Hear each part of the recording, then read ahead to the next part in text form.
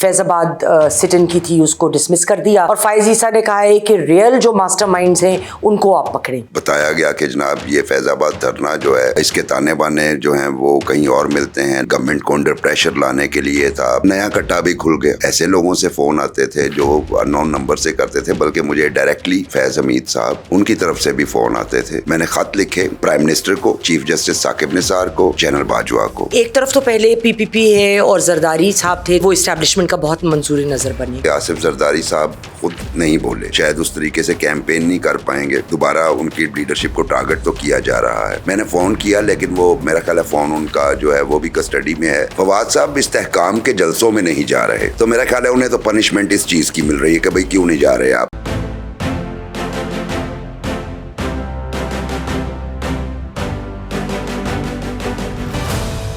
अस्सलाम वालेकुम ख़वातीन व हज़रात, मैं हूँ यास्मीन आफ्ताब अली, प्रोग्राम यास्मीन की बैठक के साथ। और आज हकीकतन यास्मीन की बैठक है यास्मीन के घर में। हमारे साथ 3 मेहमान मौजूद हैं जो एक एक करके आपसे अपनी राय और मामलात के सियासी और फाइनेंशियल मामलात पे गुफ्तगू करेंगे।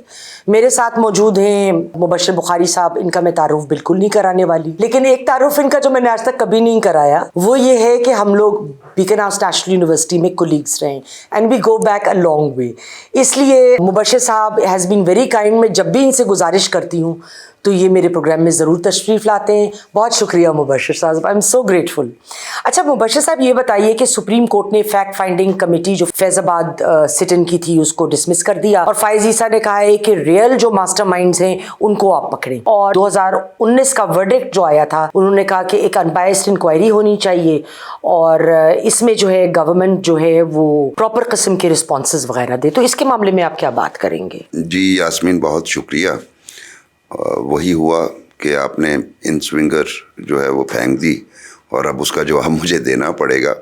देखिए, जब ये वर्डिक्ट आया था तो उसी वक्त ही हमने गौर किया। यहाँ पे मेरे बाद इंतहाब हनीफ साहब मेरे सीनियर भी हैं, वो आएंगे तो उन्होंने भी ये गौर किया होगा कि सडनली क्या हुआ कि ढेर सारे पिटिशनर आ गए और उसके खिलाफ जो हैं वो रिव्यू पिटिशंस फाइल कर दी। वो जब एक फ्लड ऑफ रिव्यू पिटिशंस जब फाइल हुआ तो उसी वक्त ही हमारा दिमाग भी खटका कि भाई चूँकि एक अनयूजुअल डिसीजन आया, वर्डिक्ट था वो, उसमें बताया गया कि जनाब ये फैज़ाबाद धरना जो है इसके ताने बाने जो हैं वो कहीं और मिलते हैं। लगता है कंट्रोल था और ये भी लगता है कि गवर्नमेंट को अंडर प्रेशर लाने के लिए था। फिर जिस तरीके से वहाँ पे पैसे बांटे गए, एक अब तो नाम चूँकि आ चुका है तो हमें नाम लेने में कोई हर्ज नहीं, जनरल फैज़ हमीद साहब के हवाले से। और उसके बाद वो पिटिशंस टेक अप नहीं की गई और यकीनन वो क्यों नहीं की गई, वो प्रेशर्स होते हैं और फिर हमारे तो पर जल जाते हैं कई जगहों पे पिटिशन टेक अप करते हुए या बात करते हुए किसी हवाले से। एनीवे, फायज ईसा जब आए हैं तो उन्होंने वो जब टेक अप की हैं वो रिव्यू पिटिशंस, तो बहुत सारे पिटिशनर्स ने तो वहाँ जाके ये कहना शुरू कर दिया जी हम पिटिशंस वापस लेते हैं। एक तो ये बात हो गई, लेकिन उसी दौरान एक अगर मैं पंजाबी डिक्शन यूज़ करूँ कि नया कट्टा भी खुल गया और वो कट्टा था साबिक पैमरा चेयरमैन की तरफ से। उन्होंने जो अपने एफिडेविट दिया वहाँ पे उसमें उन्होंने बताया कि जब वो चेयरमैन थे तो उन्हें अननोन नंबर से कॉल्स आती थी। और इत्तेफाक की बात है कि कल ही मैंने सोचा कि वो जो एफिडेविट में तो उन्होंने जो लिखा है वो लिखा है, लेकिन क्यों ना उनकी पूरी गुफ्तगू को हम डॉक्यूमेंट कर लें। तो कल ही उनको एक प्रोग्राम के लिए इंटरव्यू किया और उसमें उन्होंने बताया कि जनाब मुझे ना सिर्फ ऐसे लोगों से फ़ोन आते थे जो अननोन नंबर से करते थे, बल्कि मुझे डायरेक्टली उस वक्त के जो एक आला अहदेदार थे फैज़ हमीद साहब, उनकी तरफ से भी फ़ोन आते थे। और फिर उन्होंने मुझे कहा कि आप ये एक्शन करें। मैंने जब वो नहीं किया तो फिर मुझे जो है वो पनिश किया गया।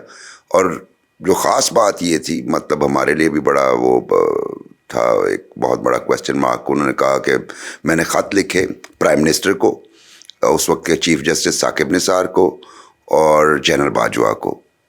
और मज़े की बात यह कि मेरा सवाल ये था कि क्या प्राइम मिनिस्टर ने आपको रिस्पॉन्ड किया? उन्होंने कहा जी ना, प्राइम मिनिस्टर ने रिस्पॉन्ड किया ना साकिब निसार ने किया। अलबत्ता जनरल बाजवा के एक साहब की तरफ से मुझे आया फ़ोन और उन्होंने कहा जी हम इस पर इंक्वायरी कर रहे हैं। تو جب میں نے نٹ شیل پوچھا کہ اوکے پھر اس کا ہوا کیا، انہوں نے کہا وہ ایک میجر جو آئیڈینٹیفائی کر لیا گیا تھا جس کے خلاف کارروائی انہوں نے کرنی تھی، کارروائی یہ کی کہ انہیں پروموٹ کر کے لیفٹیننٹ کلونل بنا دیا گیا.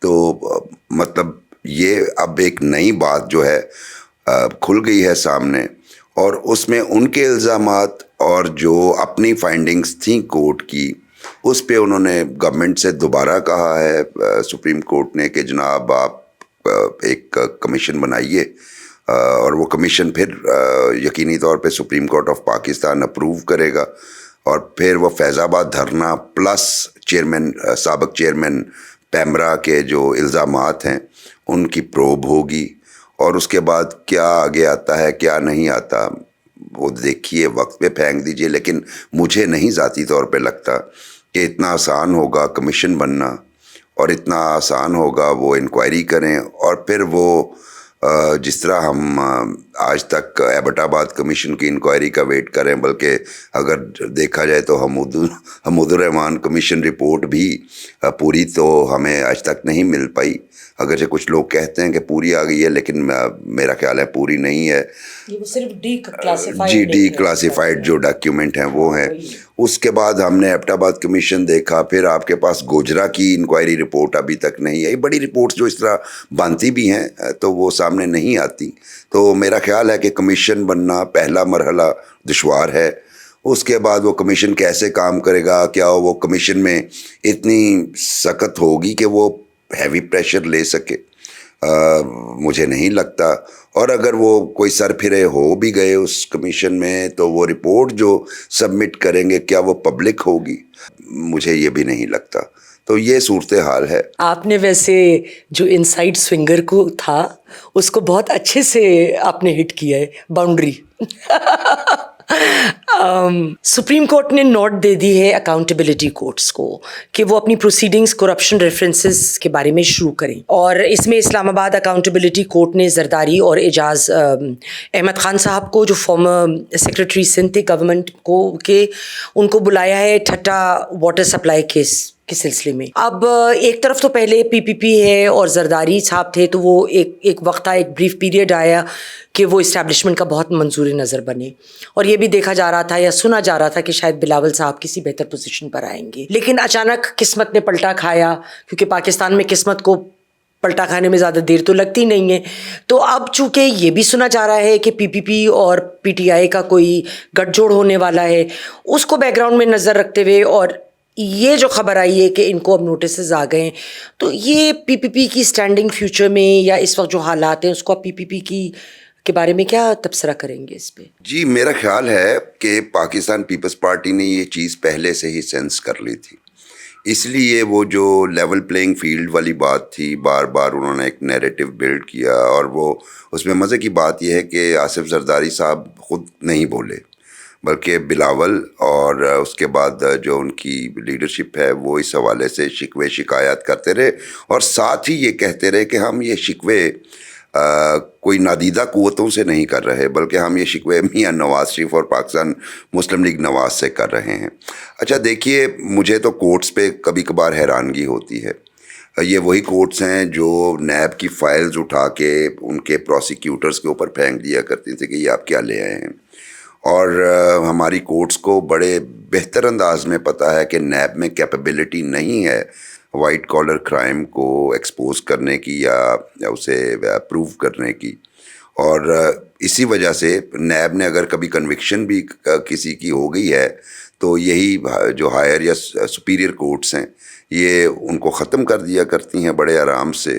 تو ایسی صورتحال میں نیب کورٹ سے یہ کہنا کہ جناب آپ کام کریں اور اس کے بعد پھر ایک خاص جگہ پہ آپ اپنا ٹارگٹ مرکوز کر لیں، یعنی سب سے پہلا اس کا جو ٹارگٹ ہوں وہ سابق صدر ہوں اور اس کے بعد ایک سیکرٹری ہوں. تو یہ آپ نے اپنے سوال میں جو نقطہ اٹھایا مجھے بھی ذاتی طور پہ وہی لگتا ہے، کیونکہ آپ دیکھیے ایک ڈیمانڈ پیپلز پارٹی کی تھی جی الیکشن کروائیں، اور دوسری ڈیمانڈ پی ٹی آئی کی طرف سے تھی، اور ان دونوں بڑی پارٹیز کی موجودگی میں کچھ آوازیں ان کے ساتھ شامل ہوئیں جن میں اے این پی ہو گئے، اختر مینگل ہو گئے.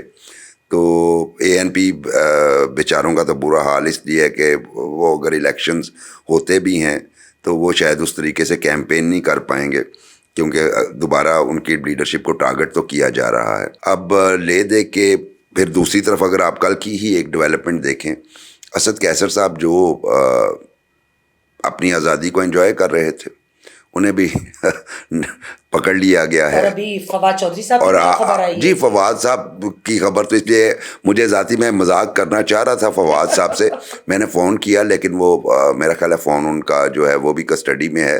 فواد صاحب استحکام کے جلسوں میں نہیں جا رہے, استحکام پاکستان پارٹی کے, تو میرا خیال ہے انہیں تو پنشمنٹ اس چیز کی مل رہی ہے کہ بھائی کیوں نہیں جا رہے آپ کی پریزنس ادھر ہونی چاہیے. اسد کیسر صاحب کے حوالے سے دو چیزیں تھیں. ایک تو یہ تھا کہ انہیں پہلے یہ کہا گیا کہ جناب آپ کو ہم پورا ایک سٹیج سیٹ کر دیتے ہیں, ٹیک اوور کر لیں پی ٹی آئی کو, تو میرا خیال ہے کہ انہوں نے ریفیوز کر دیا. اور دوسرا ان پہ پریشر تھا کہ اوکے اگر آپ نے نہیں کرنا تو آپ بھی پھر پی ٹی آئی پیٹریاٹس جو خٹک صاحب کی جماعت ہے اس کو جوائن کر لیجئے. تو میرا خیال ہے اس پہ بھی ان کا ریفیوزل آیا. اور اگرچہ کہا جاتا ہے کہ جی انہوں نے کچھ ایشورنسز دی تھی کورٹ میں, پشاور ہائی کورٹ میں, تو انہوں نے وہاں اپنے آپ کو پروڈیوس بھی نہیں کیا اور کوئی ڈاکیومنٹ سبمٹ کروانا تھا وہ بھی نہیں کیا, تو یہ اس کا نتیجہ ہے. لیکن اس طرح نہیں ہوتا اس طرح کے کاموں میں, تو وہ میرا خیال ہے کہ انہیں بھی تھوڑا سا ان کا سافٹ ویئر اپڈیٹ کرنے کی کوشش کی جا رہی ہے, جیسے کہ شیخ رشید صاحب کا ہوا. اور پیپلز پارٹی کے معاملے میں چونکہ اسپیسیفکلی آپ کا کویسچن ادھر تھا, تو میرا خیال ہے کہ یہ پوری پارٹی کو ایک میسج دیا گیا ہے یہ نوٹس دے کے کہ جناب یہ ہم ٹاپ سے شروع ہوں گے اور آپ لوگ بھی آئیں گے.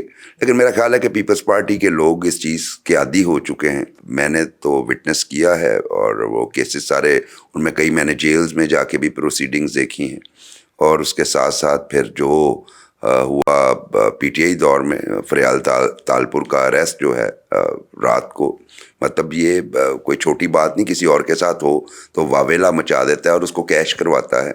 تو مجھے نہیں لگتا کہ یہ ان پہ کوئی اثر انداز ہوگا, اور اگر ہوگا بھی تو میرا خیال ہے وہ پازیٹیولی ہوگا, تو یہ بیک فائر کر جائے گی یہ موو جو ہے. بہت بہت شکریہ آپ کا مبشر صاحب, ایک تو آپ تشریف لائے اور پھر میرے گھر تشریف لائے اور آ کے یہ پروگرام کر رہے ہیں. I am so very grateful.